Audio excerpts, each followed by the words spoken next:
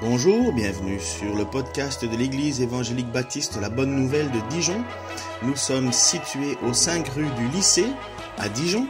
Vous pouvez trouver des informations sur notre Église sur le site internet www.la-bonne-nouvelle.org.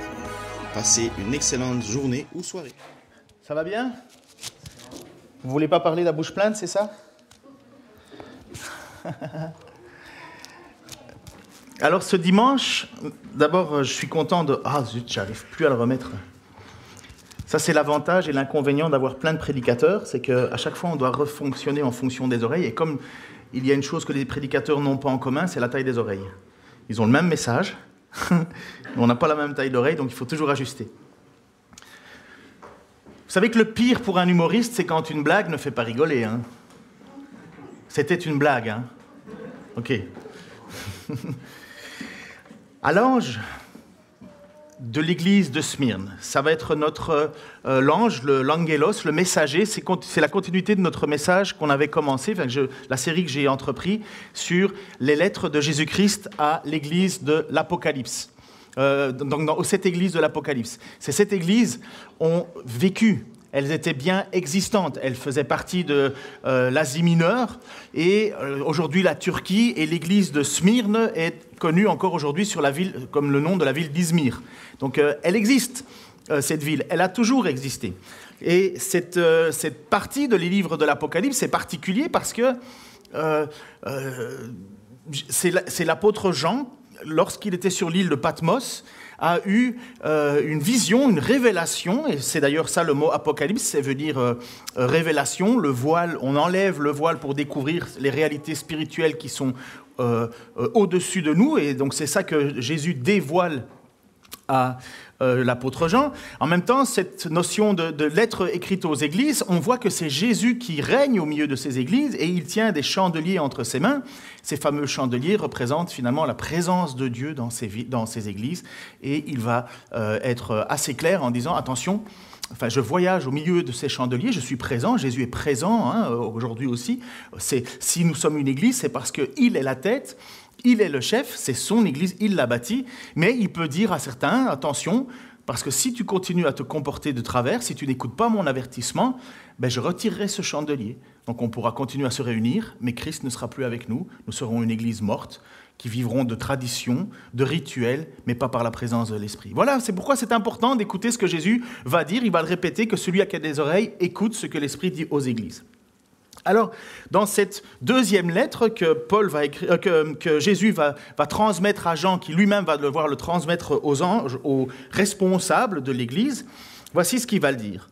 À l'ange de l'Église de Smyrne, écrit, « Voici ce que dit celui qui est le premier et le dernier, celui qui était mort et qui est à nouveau vivant.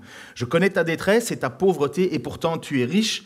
Je sais les calomnies de ceux qui se disent juifs, mais ne le sont pas. C'est une synagogue de Satan.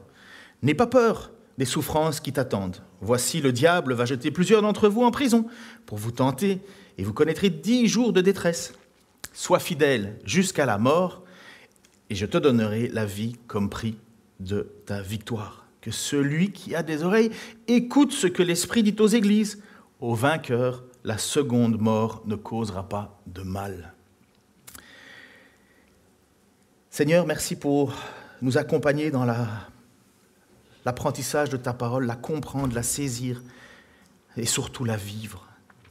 Seigneur, ça ne doit pas être un récit historique sans but, sans finitude. Seigneur, ça doit vraiment nous transformer et je te prie, Père, parce que par mes propres forces, je ne peux pas faire ça. Mais par ton esprit, Seigneur, tu peux nous convaincre. Tu peux nous transformer. Tu peux nous appeler. Tu peux nous faire comprendre l'importance de ce message. Tu peux nous encourager, tu peux nous édifier, tu peux nous préparer. Seigneur, par ton esprit, Seigneur, continue à veiller sur ton Église, à ceux qui déclarent t'appartenir, à ceux qui veulent persévérer jusqu'à la fin, à ceux, Seigneur, qui ne prennent pas tes paroles pour rien et qui comprennent, Seigneur, qu'elles sont vie, vérité.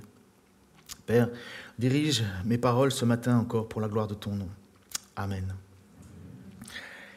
que celui qui a des oreilles écoute ce que l'Esprit dit aux églises. Donc, comme quoi, c'est hyper important, parce que Jésus va le dire dans Apocalypse 2.7, Apocalypse 2.11, Apocalypse 2.17, Apocalypse 2.29, Apocalypse 3.6, Apocalypse 3.13, Apocalypse 3.22. Autant dire qu'à chaque fois que Jésus va s'adresser à une des églises, il va dire que celui qui a des oreilles écoute ce que l'Esprit dit aux églises. Alors, il est bon de s'arrêter, important, pour savoir, mais de quoi Jésus veut nous parler? Qu'est-ce qui est important?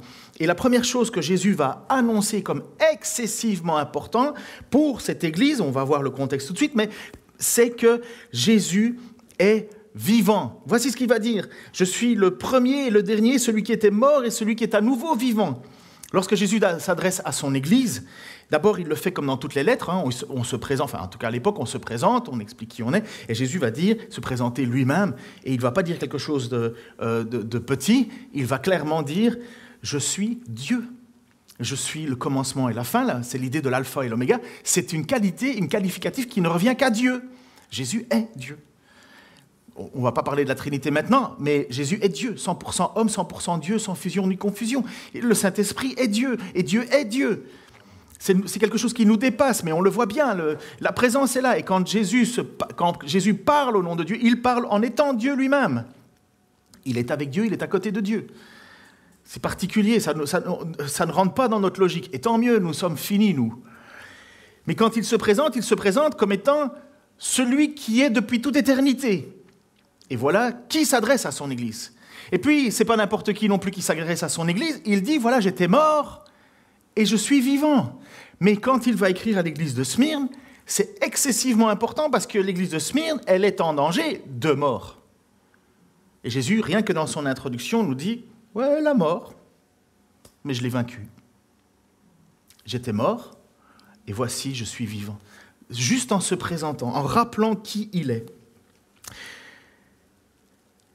La mort, vous savez, ce n'est pas le plus dramatique dans une vie. Malheureusement, dans notre société, dans notre vision matérialiste, ah oui, tout s'arrête. On ne profite pas de sa retraite qu'on a choyée tout le temps de sa vie.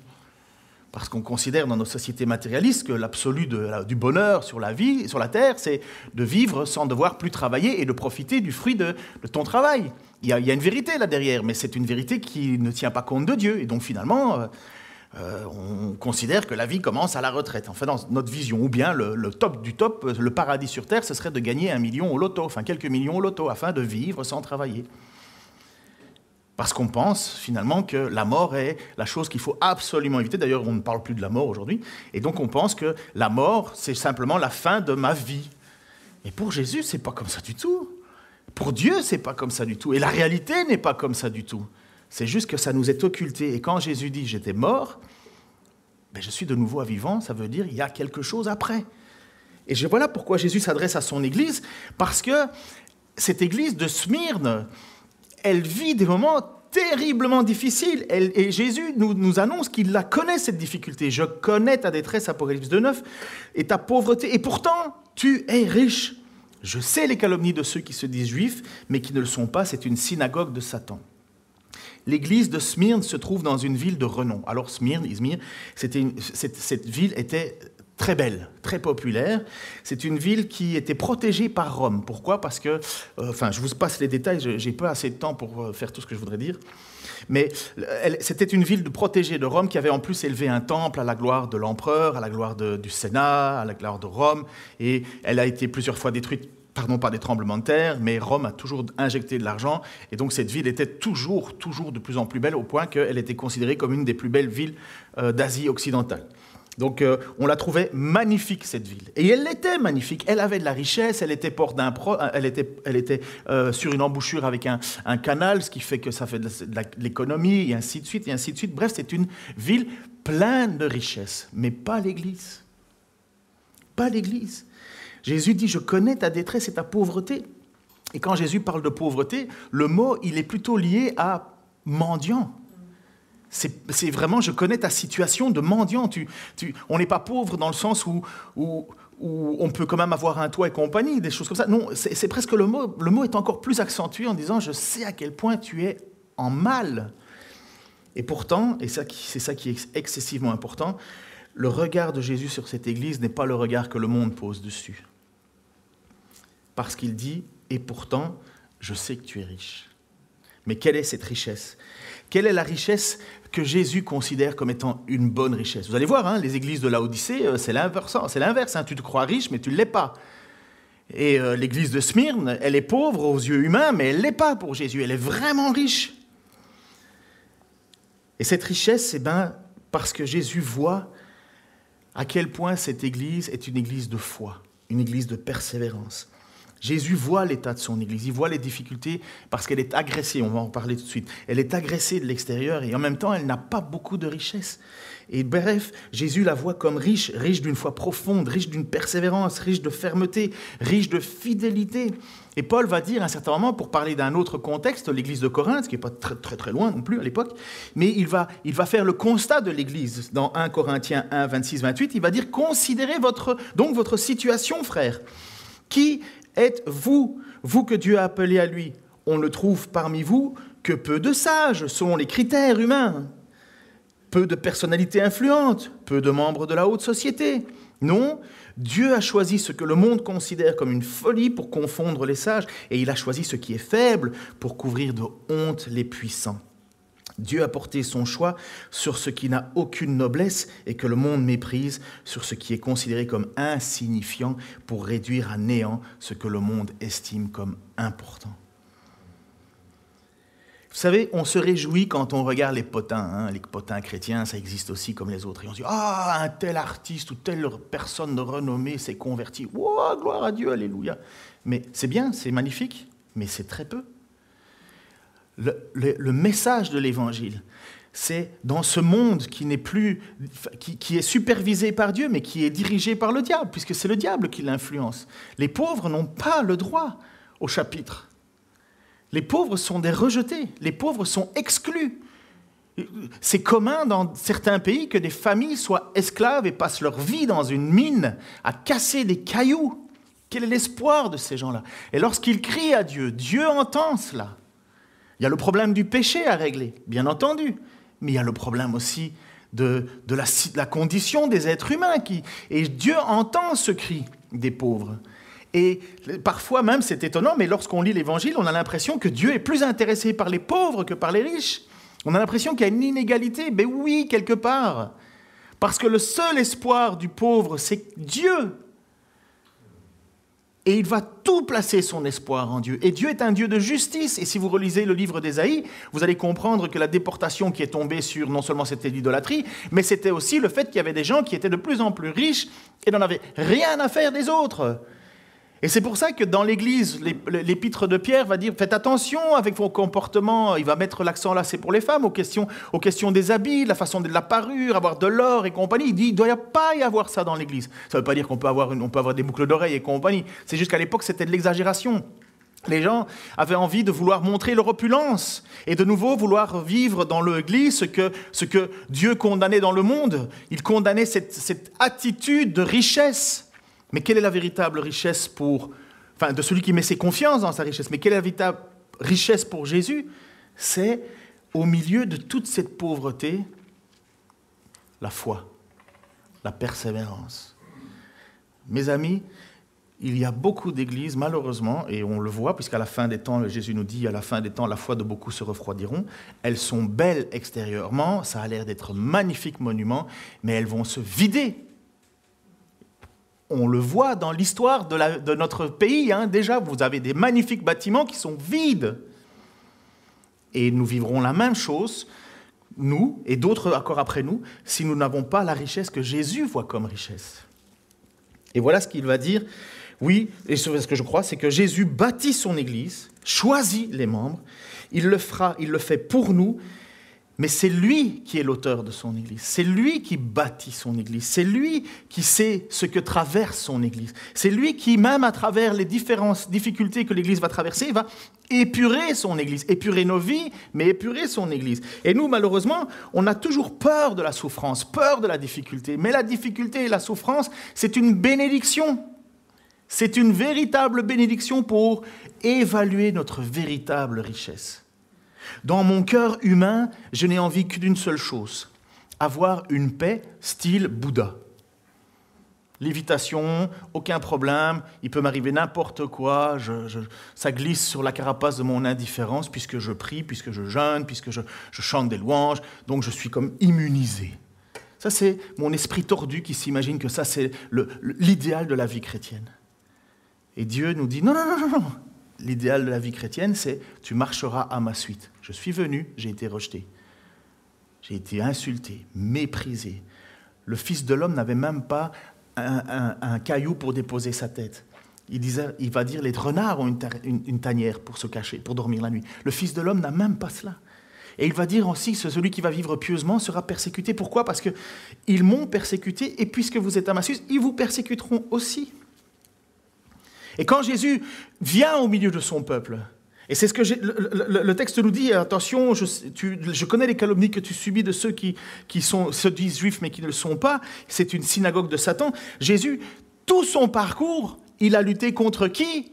Des responsables religieux juifs. C'est eux qui ont voulu le mettre à mort. Ils se disent juifs, mais pour Jésus, ils ne le sont pas. Jésus a dû faire face aux pharisiens, aux sadducéens, aux scribes, aux hérodiens, aux zélotes qui voulaient le faire mourir. L'apôtre Paul, qui se considère comme la crème de la crème des Juifs, était un persécuteur de l'Église. Voici ce qu'il va dire à sa conversion. Vous avez entendu parler de ma conduite passée, Galates 1, chapitre 1, versets 13 à 15. Et c'est l'apôtre Paul. Vous avez entendu parler de ma conduite passée à l'époque où je militais dans le judaïsme. Vous savez avec quel fanatisme je persécutais l'Église de Dieu, dans le but de la détruire. Dans la pratique du judaïsme, j'allais plus loin que la plupart des Juifs de ma génération, et j'étais bien plus zélé qu'eux pour les traditions que j'avais reçues de mes ancêtres. Mais Dieu m'avait mis à part dès avant ma naissance, et dans sa grâce, il m'a appelé à le faire connaître. Et quand Jésus dit à son église de Smyrne, tu luttes contre des Juifs qui te calomnient, mais ce n'est pas des Juifs, parce qu'ils sont plutôt la synagogue de Satan. Il ne faut pas s'imaginer qu'il y avait un temple avec des gens qui allaient pour faire des sacrifices à Satan. Non, c'est comme la plupart des personnes qui, sans le savoir, font le jeu du diable. Ils servent le diable sans le savoir. Tout ce qui s'oppose à Jésus est fils de la rébellion, fils du diable. Le monde est plus manichéen dans son absolu qu'on imagine. Manichéen, ça veut dire blanc-noir, hein. C'est très carré. Soit on est pour Christ, soit on est contre Christ. Ce qui est contre Christ est dans la suite de l'antichrist. Soit on est pour Christ. Et les Juifs de l'époque, Jésus va les interpeller. Et souvenez-vous de cette phrase, de cette situation, mais incroyable. Et je comprends que les Juifs de l'époque étaient vraiment stressés avec le message de Jésus. Parce que voici ce qu'il va leur dire en Jean chapitre 8, 38 à 47. C'est une longue lecture. Jésus donc se retrouve face à des pharisiens, il y a des discussions, le ton monte et ainsi de suite. Et Jésus va parler de son autorité et les Juifs, donc dans Jean, les Juifs, ça parle souvent de responsables, les responsables en autorité. Moi, je parle de ce que j'ai vu chez mon Père, dit Jésus. Quant à vous, vous faites ce que vous avez appris de votre Père. Notre Père à nous, c'est Abraham. Eh bien, leur répliqua Jésus, si vous étiez vraiment des enfants d'Abraham, vous agiriez comme lui. Au lieu de cela, vous cherchez à me faire mourir. Pourquoi ? Parce que je vous dis la vérité, telle que je l'ai apprise de Dieu. Jamais Abraham n'a agi comme vous. Vous agissez exactement comme votre père à vous.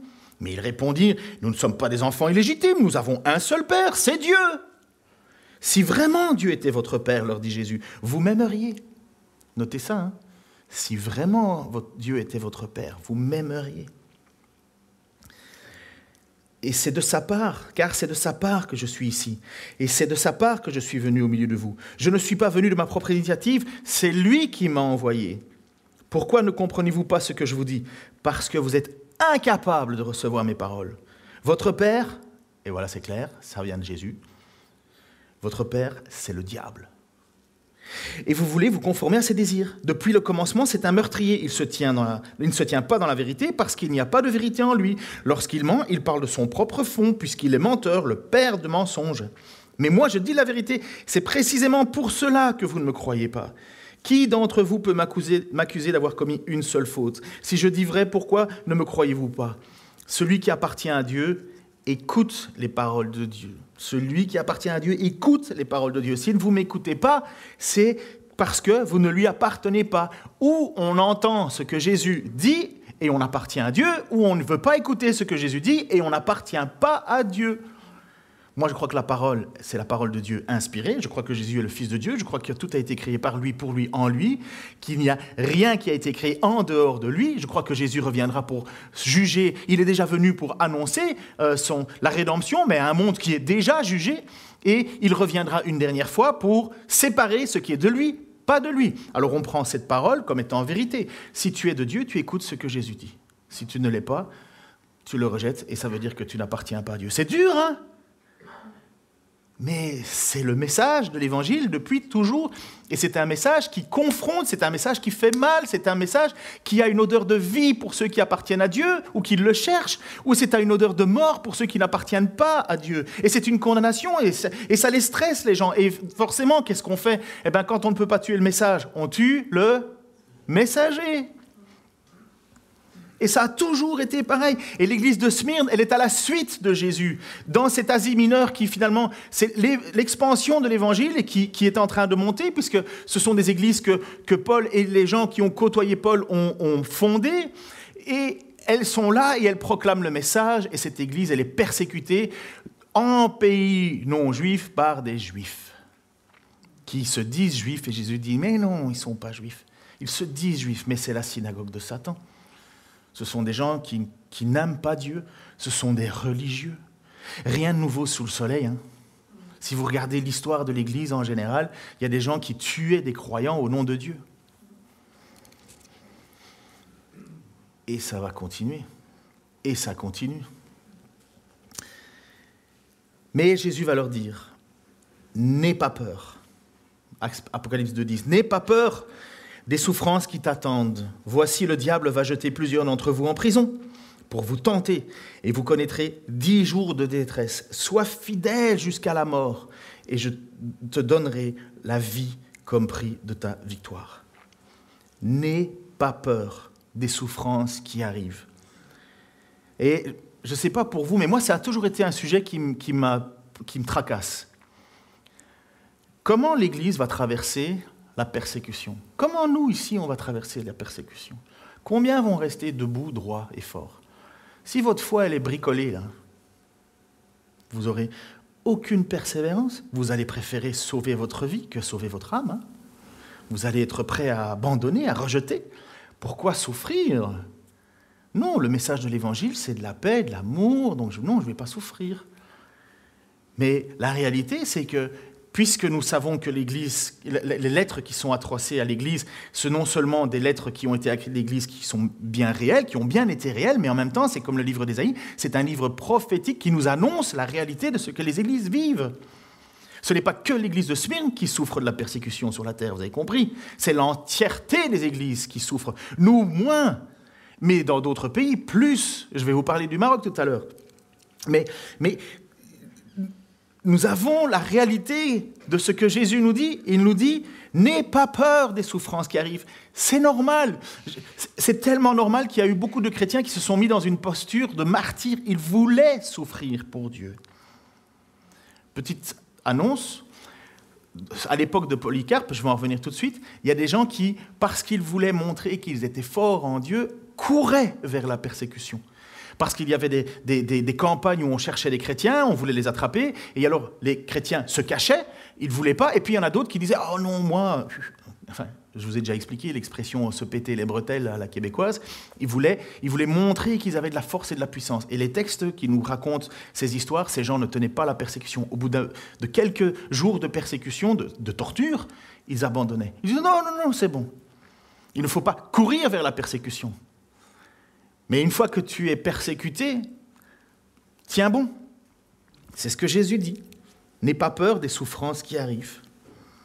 Mission Porte Ouverte, vous connaissez cet organisme, j'espère, qui montre à quel point la persécution des chrétiens est forte. Forte, c'est la religion la plus persécutée au monde encore aujourd'hui. Mais Jésus connaît Jésus sait. Et ce n'est pas une anomalie. Mettez-vous bien ça dans le programme. Ce n'est pas une anomalie. Ce n'est pas anormal. C'est la juste condition de ceux qui veulent vivre pieusement. Parce que toute notre vision doit comprendre une chose. Ce n'est pas pour cette terre que nous vivons. Si nous ne croyons pas à la résurrection des morts, nous n'avons pas d'espérance. Nous n'avons rien devant nous. Nous n'aurons rien. Mais si nous croyons à la résurrection des morts, comme Jésus se présente, j'étais mort, je suis celui qui est vivant, et si notre regard fixe vers la résurrection, alors là, on est gagnant. On a tout. Mais Marx a dit, ça c'est l'opium des peuples, ça. C'est pour faire en sorte que le peuple ne se rebelle pas, et puis comme ça, ils sont tranquilles, on leur fait n'importe quoi en disant, vas-y, tu vas vivre, tu vas souffrir ici, mais c'est pas grave, ailleurs, après tu seras mieux. Mais au moins, oui, je veux après être mieux. Je veux après être avec Dieu, dans la présence de Dieu, dans un monde où il n'y a plus de péché, et où je serai dans une gloire, dans la gloire de mon Dieu, et je pourrai me réjouir de ma persévérance. N'aie pas peur. Vous connaîtrez 10 jours de souffrance, dit Jésus. 10 jours, on n'a aucune idée exactement de quoi ça correspond. Est-ce que c'est 10 jours 1, 2, 3, 4, 5 ou bien c'est des périodes très difficiles d'expliquer. Ça, c'est le problème des livres des révélations comme ça prophétiques. On a de la difficulté. Mais il y a quand même quelque chose que j'ai lu à travers différents textes qui me semblait assez juste. Mais voilà, c'est une interprétation. C'est quand même le fait qu'il y a eu, à l'Empire romain, 10 périodes de persécutions plus acharnées. Le texte nous dit que le diable en prendra quelques-uns pour les jeter en prison. C'est pas le diable a dit « vous prendra tous », il dit « quelques-uns ». Donc on voit qu'il y a des périodes de persécutions qui sont tombées sur l'Église. Et selon l'histoire, nous voyons que sous différents empereurs, il y a eu 10 périodes de persécutions plus claires. En tout cas pour cette région-là, c'est sûr. Et on voit que c'est annoncé. Et dans ces périodes qui sont tombées sur de persécutions fortes, il y a eu la persécution d'un certain Polycarpe. Est-ce que vous avez déjà entendu Polycarpe ? Dijonnais. Je vais vous annoncer une chose que vous ne savez peut-être même pas. J'en perds ma voix. Excuse-moi, David. Qui connaît l'église Saint-Bénigne ? Bon, vous avez vraiment des crampes au bras, là, quoi. Il y a des gens, je sais que vous vivez depuis 20 ans à Dijon. Si vous ne savez pas où ça se trouve, Saint-Bénigne, c'est mal, quoi. Bon, qui connaît le Flanneries, alors ? Voilà. En face du Flanneries, il y a un grand bâtiment qui est là depuis longtemps. Bénigne, c'était un homme qui a été enseigné par Polycarpe et qui est arrivé vers les ans 200 ici à Dijon. Et il a fondé l'ordre religieux, il a annoncé l'évangile. Donc vous voyez, c'est plus proche que nous. Donc Polycarpe, c'est déjà un peu plus proche. Polycarpe a été enseigné par l'apôtre Jean. Donc c'est ce qu'on appelle un père de l'Église. Un père de l'Église, ce sont ceux qui ont été enseignés par les apôtres eux-mêmes. Et Polycarpe faisait partie de ces gens-là. Et Polycarpe était l'évêque, le responsable de l'Église de Smyrne. Et vous savez quoi ? De Smyrne est parti aussi quelqu'un d'autre qui est Irénée de... Le camembert, cœur de... Voilà. Et donc, vous voyez, c'est plus proche que nous, ces gens-là, qu'on imagine. Irénée est parti sur Lyon, et Irénée était un fervent défenseur de la théologie, mais ils sont venus installer la foi chrétienne ici en France. Et Bénigne, c'est encore plus proche de nous, c'est Dijon. Même si vous ne savez pas, ouais, Saint-Bénigne. Le bâtiment, je parle. Et vous savez qu'il y a une crypte en dessous, après la crypte, et puis alors ils disent, voilà, ce serait les ossements, ça, si c'est pas ici, c'est ailleurs. Ça, c'est la règle. Quand on vous dit c'est là qu'il faut adorer, laisse tomber. Mais bref, je vous montre à quel point c'était proche de nous, quelque part, sans s'en rendre compte. Et donc, un homme qui s'appelait Polycarpe, évêque, a fait partie de ces persécutions fortes que l'Église a subies, dans ces 10 périodes. Et vous savez à quel moment ça s'est arrêté, les persécutions ? Oh là là, mais vous faisiez quoi au cours d'histoire ? La même chose que moi ou quoi ? Moi, je regardais le ciel, Histoire et géo, c'était les 2 cours, on se disait, c'est pas cours, c'est récré. Donc on n'écoutait pas. Enfin, après ça, je sais qu'il y en a qui aiment bien l'histoire. En fait, les persécutions se sont arrêtées vers des chrétiens, dans l'Empire romain, vers l'année 313. 313, 314, à la louche, quoi. Sous la présence sous l'autorité de Constantin. deux bagarres, Empire d'Orient et Empire d'Occident, enfin l'Empire romain d'Orient, Empire romain d'Occident, ils se bagarrent contre un certain Maxence, et Constantin Maxence, Maxence Constantin, ils arrivent à Rome, et c'est une guerre. Et finalement, c'est Constantin qui gagne. Mais écoutez, cette histoire, ça vaut ce que ça vaut, ce n'est pas parole d'évangile, ce sont des textes qui nous sont transmis, mais ça montre que Jésus maîtrisait le temps. 10 jours, tu seras persécuté pendant 10 jours. Pour moi, c'est des périodes assez proches l'une de l'autre, mais Dieu dit, quelque part, ça va s'arrêter. Ça va s'arrêter. Et écoutez cette histoire que j'ai trouvée géniale. C'est le récit, je crois que j'ai une image, tu peux mettre l'image, la croix là, il y a une croix. Vous connaissez cette histoire, cette croix-là, vous l'avez déjà vue. Parfois, vous dites, est-ce que c'est vrai ou c'est pas vrai? En fait, c'est le symbole de Christ. Hein. C'est la première croix qui était, c'était le signe de Christ. Je suis chrétien, quelque part. Le récit de Latence, donc c'est une petite histoire. Un précepteur du fils de Constantin affirme qu'en Gaule, avant de partir pour Rome, Constantin, la Gaule c'est nous, hein, Constantin et son armée ont vu une grande croix dans le ciel. En dessous, il y avait les mots grecs « entoutoinika », dans ce signe « conquérir ». Pour ceux qui ont des baskets Nike, Nike veut dire « conquérir ». Constantin ne comprenait pas pleinement le sens de cette vision et priait pour une explication. Constantin, à ce moment-là, n'est pas un chrétien, hein, n'est pas un croyant. Hein. Il adore les dieux de Rome, il vit avec les dieux de Rome, il vénère les dieux de Rome. D'un symbole chrétien commun. L'empereur explique le rêve céleste à son armée, donc avant de partir attaquer Maxence. Et il leur dit de fabriquer l'étendard du combat qui est décrit en plaçant le symbole du Dieu suprême sur les boucliers. On sait que des évêques ont régulièrement voyagé avec Constantin. Maternus de Cologne, Récitus d'Autun, Marinus d'Arles, Osius de Cordoue. Et il est probable que ces évêques lui ont affirmé que Jésus était le Fils unique de Dieu et que la croix qu'il avait vue dans sa vision était un symbole du triomphe de Jésus sur la mort. Constantin se consacre donc maintenant entièrement à Dieu et se plongea désormais dans les écrits inspirés. Donc, Constantin fait la bagarre, je ne sais plus le nom de la bagarre, mais bref, fait la bagarre avec Maxence, pouf, il tue Maxence, donc c'est la suprématie maintenant de Constantin sur l'Empire en entier, on est dans les années 311-312, et Constantin rentre maintenant à Rome. Constantin entre à Rome comme le maître bienvenu et incontesté de l'Occident. Il ne reste pas longtemps dans la ville, il ne fait aucun sacrifice aux dieux romains, sacrifice que l'on reprochait à l'époque aux chrétiens de ne pas faire en l'honneur de l'empereur. On n'acceptait pas de faire ces sacrifices. Les chrétiens ne voulaient pas faire de sacrifice à l'empereur. Et finalement, on disait, mais vous êtes anti-national, vous ne voulez pas adorer nos dieux, vous ne voulez pas faire ci, vous voulez faire ça. Et dit non, on ne fera pas ça. Vous allez voir un passage avec justement Polycarpe. Et dit non, je n'adorerai pas ces dieux. Et là, vous avez Constantin qui, lui, par une vision, par quelque chose qui nous dépasse, parce qu'on ne comprend pas la conversion de Constantin sans cet acte miraculeux. Constantin arrive à Rome, ce que n'importe quel conquérant fait à Rome, il va dans le temple et il offre des offrandes aux dieux, un tel, parce qu'il a la victoire. Constantin, empereur, n'y va pas.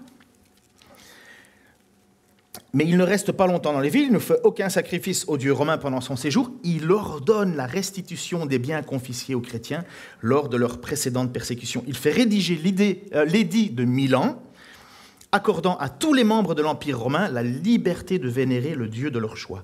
Cet édit est adopté en février 313, après que Constantin ait quitté Rome. Cela représente un changement radical dans les attitudes de tolérance religieuse sous l'Empire romain. À partir de ce moment-là, les chrétiens ont pu vivre en paix. Pourquoi je raconte ça? Je ne suis pas un féru d'histoire, mais c'est toujours bien. Parce que Jésus nous a dit dans l'église, à l'église de Smyrne, vous subirez des attaques pendant 10 jours. Ce n'est pas 10 jours tel quel. Mais ce que l'on doit savoir, c'est que Jésus sait quand ça s'arrête. Il sait que c'est pour un temps. Il sait que ce n'est pas pour tout le temps. Et l'Église chrétienne a vécu cette grâce de voir les persécutions s'arrêter. Il n'y avait aucune raison que ça s'arrête. Il n'y avait aucune raison, si ce n'est ce miracle qui a transformé la vie de Constantin et finalement amélioré la vie des croyants. Donc oui, Jésus tient le monde entre ses mains. La persécution, même ceux qui persécutent, sont dans la main de Dieu. Et quand Dieu dit ça s'arrête, ça s'arrête. Et l'église de Smyrne a besoin de savoir ça. Chrétiens de Smyrne et chrétiens que nous sommes aujourd'hui, on doit avoir cette assurance que Dieu est avec nous, que Dieu maîtrise les choses, les temps de difficulté et ainsi de suite. Ce n'est pas grave, c'est entre sa main. Que se passe-t-il alors pour celui qui souffre? Je me dépêche. Que se passe-t-il pour celui qui souffre? Est-ce que Jésus va venir ouvrir la porte de la prison comme il l'a fait pour Pierre? Vous savez, Pierre était en prison et à un certain moment, pouf, les portes s'ouvrent, un ange qui dit « S'il te plaît, Pierre, passe par ici, Pierre par là ». Pierre ne comprend pas ce qui se passe et Pierre se retrouve, pouf, dehors de la prison et puis il court pour aller voir ses frères et il tape à la porte et il dit « Laissez-moi rentrer ». Il dit « Non, non, non, on prie pour que Pierre soit délivré. C'est moi, Pierre ». Vous vous souvenez de ce passage-là, je pense. Est-ce que nous qui souffrons, est-ce qu'il est dit que nous allons être délivrés de la même manière que Pierre? Est-ce que quelqu'un va venir nous sortir de cette souffrance? Jacques a été arrêté, mis à mort. Personne n'est venu le délivrer. Jean-Baptiste a été arrêté, mis à mort, séparé en deux. Personne n'est délivré. Étienne a été lapidé. Personne n'est venu le délivrer. Est-ce qu'ils étaient moins saints que Pierre? Est-ce qu'ils étaient moins bénis, moins aimés? Est-ce qu'il fallait qu'eux aussi échappent à la persécution? Ben non. Non, parce que voilà ce que va dire Jésus à l'église de Smyrne et qu'il nous dit à nous, « Sois fidèle jusqu'à la mort, et je te donnerai la vie comme prix de ta victoire. » Il ne dit pas « Sois fidèle jusqu'à ce que j'arrive », il dit « Sois fidèle jusqu'à la mort ». Il ne dit pas « Sois fidèle jusqu'à ce que j'arrive », mais il dit « Sois fidèle jusqu'à ce que tu viennes à moi ». Le brigand à la croix a reçu cette assurance de la part de Jésus. « Aujourd'hui, je te le dis, tu seras avec moi au paradis ». Ce n'est pas parce qu'il a eu la foi que, pouf, les coulous se sont détachés de ses bras, de ses mains, qu'il est descendu de la croix en disant « Ah ben merci, ben non, je vais aller faire des offrandes en ton nom, Seigneur Jésus ». Non, non. Il a reçu le plus beau cadeau que n'importe quel chrétien peut avoir. De celui qui place son espoir en Jésus. Tu seras avec moi. Et c'est pourquoi Jésus va dire à l'église de Smyrne, tiens bon, sois fidèle jusqu'à la mort. Et je te donnerai la vie comme prix de ta victoire. La plus belle victoire, le plus beau cadeau, c'est ça. Si notre espoir n'est pas la résurrection, mes amis, si notre espoir n'est pas la présence de Dieu, on va jamais accepter de souffrir. Et c'est bien tout le gros problème de l'évangile de prospérité qui nous dit que puisque vous êtes chrétien, vous devez être béni. Alors apparemment, l'église de Smyrne, qui était riche, elle n'était pas bénie apparemment. Fuyez ce message. Fuyez ce message du diable de l'évangile de la prospérité qui vous imagine que parce que vous êtes chrétien, votre vie ira bien. C'est un message qui vient du diable. Ce n'est pas l'évangile. L'évangile nous dit « Sois fidèle jusqu'à la mort et tu recevras ». Même la question de la persévérance, on n'ose plus. On met ça sous le tapis, on dit « Oui, mais bon… » Non, tu dois persévérer. Un chrétien qui aime Jésus authentiquement persévère. Même s'il peut y avoir des moments de doute, de confusion, comme l'apôtre Pierre qui finalement a renié Jésus, mais il n'avait jamais renié Jésus dans son être intérieur profondément, pas comme Judas. Judas, depuis le début, il n'en avait rien à faire de Jésus. Depuis le début, il était voleur. Depuis le début, il trichait. Mais Pierre, c'est amèrement, c'est dans des larmes de tristesse qu'il a regretté. Ça n'a rien à voir avec la persévérance, enfin le rejet que beaucoup de croyants disent « Ah ben non, moi je ne veux pas souffrir pour Jésus. Hein, oh. » Mais on souffre tout le temps. Et c'est triste qu'on fait tant de compromis parce qu'on veut dire « Oui, mais socialement, ce n'est pas très acceptable. » Je vais dire ça à Jésus, moi, quand je serai devant lui. Socialement, il n'était pas très acceptable que je défende ton nom, tu comprends? Je ne voulais pas passer pour un fou. Qu'est-ce qu'ils allaient dire des voisins, ma famille, mes amis? J'allais les perdre, tu comprends? Et comme tu m'as dit qu'il fallait que j'aime mes amis... On en est là, hein? On en est là. Vous comme moi comme vous. Voici ce que Jésus va dire. En Jean chapitre 5, 24-25. « Oui, vraiment, je vous l'assure, celui qui écoute ce que je dis et qui place sa confiance dans le Père qui m'a envoyé possède dès à présent la vie éternelle et il ne sera pas condamné. »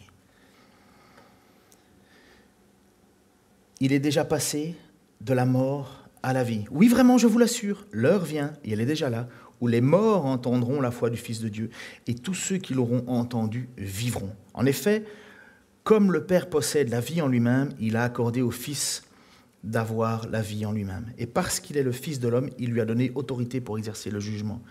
Ne vous étonnez pas, l'heure vient où tous ceux qui sont dans la tombe entendront la voix du Fils de l'homme, alors ils sortiront. Ceux qui auront fait le bien ressusciteront pour la vie, ceux qui auront fait le mal ressusciteront pour être condamnés. Nous pourrons mourir, nous serons ressuscités. La mort est vaincue. Ça ne veut pas dire que je ne mourrai pas. La mort ne me retiendra pas. Et Jésus va nous dire quelque chose quand même qui est assez important. Il va quand même nous dire, faites gaffe, il y a une deuxième mort. Il ne subira pas, comme il est dit, il ne subira pas la deuxième mort, les conséquences de la deuxième mort. C'est quoi la deuxième mort? Nous ressusciterons. Nous ressusciterons tous. Donc t'inquiète pas si il te manque un bout à l'intérieur, à l'extérieur, un bras en moins, tu vas ressusciter. Pouf! Ça, c'est la grâce, le miracle de Dieu. Tu ressusciteras.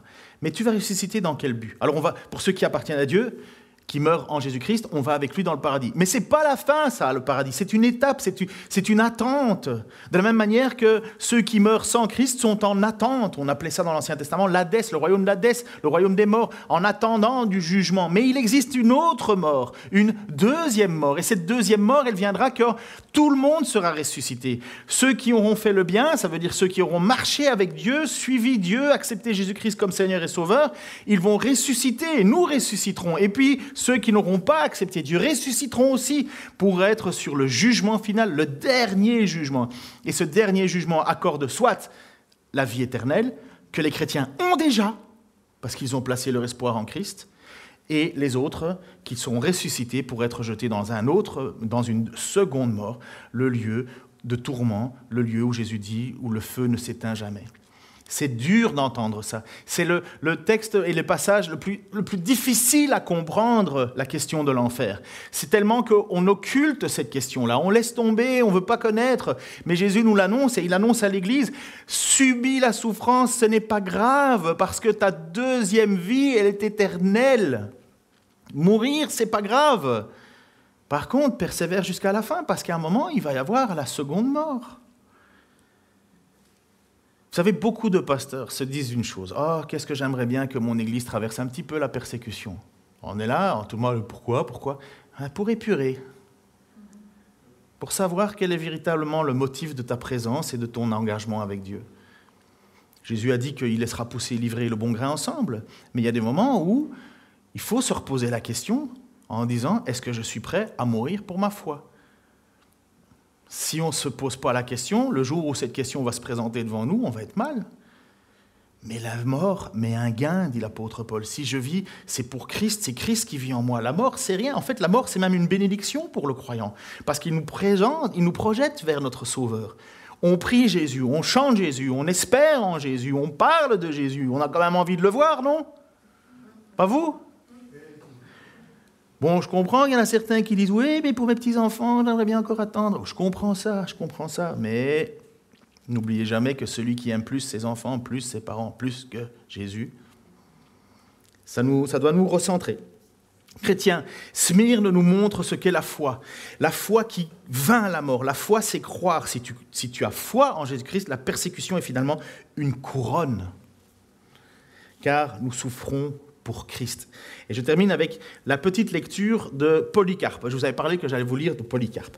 Polycarpe, donc évêque à Smyrne, et vous pouvez trouver ça facilement sur Internet, chercher. Et j'ai recherché, le texte est bien authentifié. C'est bien un texte réel, c'est pas une invention, et ainsi de suite.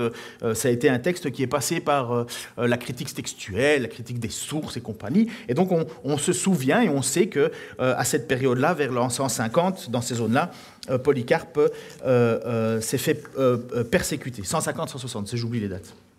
C'est le problème de l'histoire. Et il va être mis en accusation. Le proconsul veut que Polycarpe abjure sa foi chrétienne. Et Polycarpe, qui fait partie de l'église de Smyrne, n'oubliez pas le sujet à l'église de Smyrne, Polycarpe va se tenir devant une foule de personnes parce que Polycarpe était considéré comme étant une personnalité forte, un chrétien fort, C'est pas rien.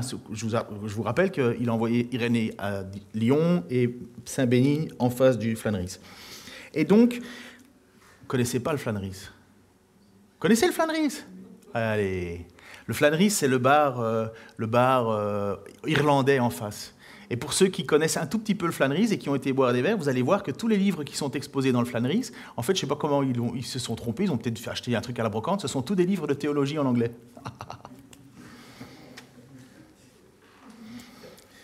Ils servent de l'eau aussi, ne vous inquiétez pas. Enfin, je ne vois pas l'intérêt, mais ils en servent.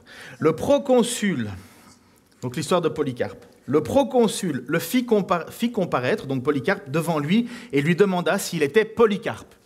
Polycarpe dit « Oui », répondit celui-ci. Alors, il essaya de le faire abjurer. « Respecte ton âge », disait-il. Suivait toutes les paroles qu'on l'on tenait en pareil cas. « Jure par la fortune de César, rétracte-toi, crie à bas les impies. » Alors Polycarpe jeta un œil sombre sur cette populace de païens massés dans le stade et pointa sa main vers elle, puis il soupira les yeux élevés au ciel et il dit « À bas les impies. » Le proconsul le pressait de plus belle. « Jure donc, et je te libère, maudit Christ !»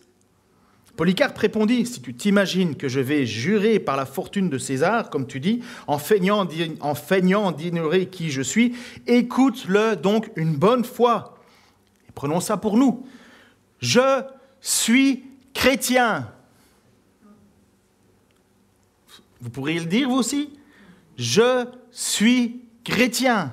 Pendant les massacres qu'il y a eu avec les talibans, enfin, je ne sais plus trop quoi, je ne sais plus comment il faut les appeler, Daesh, il y avait le symbole qu'on mettait sur les maisons. Il est chrétien. Eh bien oui, je suis chrétien. Polycarpe l'affirme. Il aurait pu dire non, je ne sais pas, je ne connais pas. Je suis chrétien.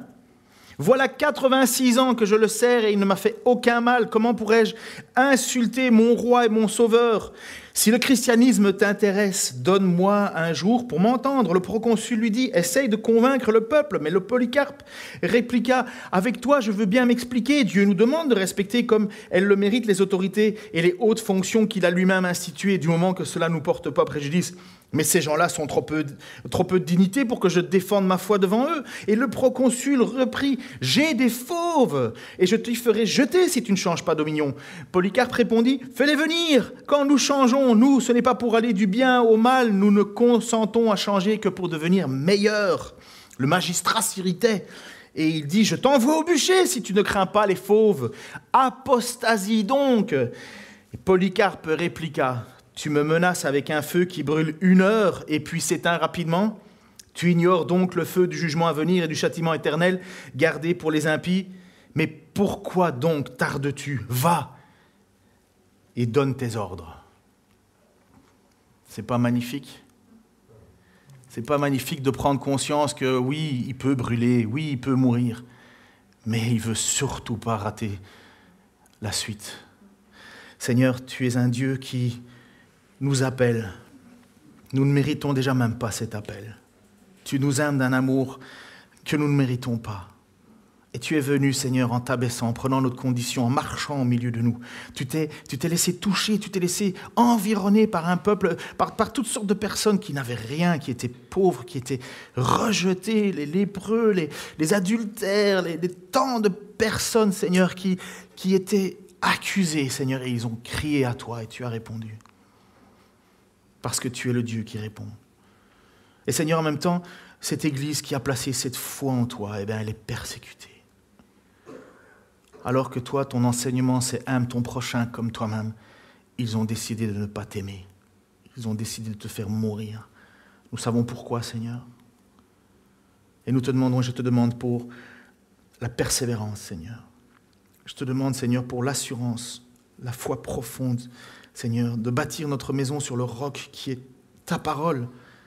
Que notre foi ne soit pas une foi de façade, une foi de pacotille qui ne sert à rien, mais que nous puissions avoir une fermeté, Seigneur, comme notre ancêtre Polycarpe, notre frère d'autrefois, qui a tenu bon, qui a tenu ferme malgré ce qu'on lui imposait. Il n'a pas renié ton nom. Je suis chrétien. Seigneur, que nous puissions retrouver, Seigneur, la force et la beauté, Seigneur, de cette exclamation « Je suis chrétien ». C'est ce que je suis. C'est ce que je serai. Je ne changerai pas, je t'appartiens. Seigneur, aide-nous à voir cela. Nous savons, Seigneur, que c'est toi qui tiens les temps entre tes mains. Et nous voyons que les temps vont devenir de plus en plus difficiles. Seigneur, garde notre foi. Au nom de Jésus-Christ. Amen.